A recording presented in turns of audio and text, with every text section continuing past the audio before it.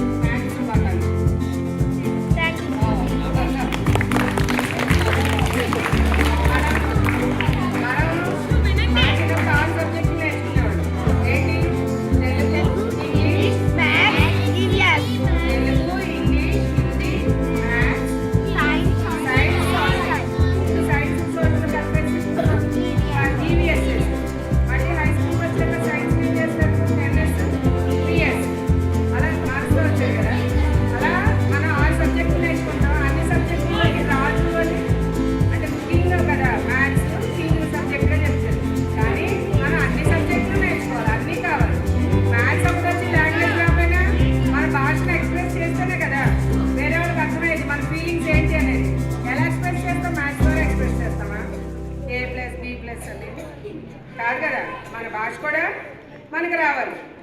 భాష అంటే మన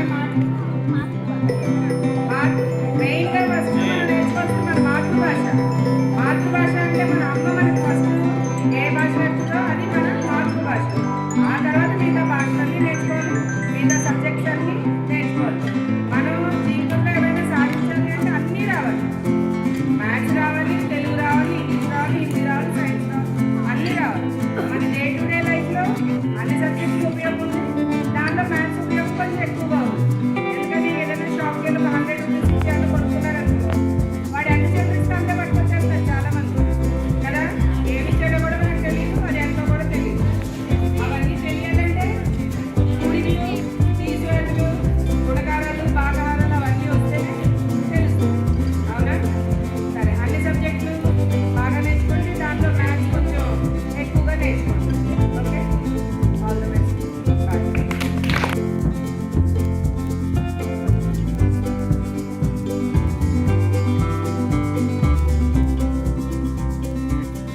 జాతీయ గణిత దినోత్సవాన్ని తణుకుకు చెందిన ప్రభుత్వ ప్రైవేటు విద్యా సంస్థలు సోమవారం ఘనంగా నిర్వహించి గణిత పితామహుడు శ్రీనివాస రామానుజన్ చిత్రపటాలకు పూలమాలలు వేసి నివాళులర్పించారు.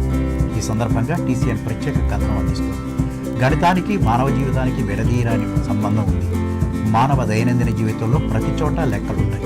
అనేక వృత్తులలో గణిత భావనలు ఇమిడి ఉంటాయి. గణిత శాస్త్ర సాంకేతిక రంగాలకు ఊపిరి వంటిది. ప్రపంచవ్యాప్తంగా అభివృద్ధి చెందిన గణితంలో భారతీయుల పాత్ర ఎంతో ఉందని చరిత్రకారులు చెబుతున్నారు. సంఖ్యామానానికి పట్టుకొమ్మైన సున్నా ఆవిష్కరణే దీనికి నిదర్శనం.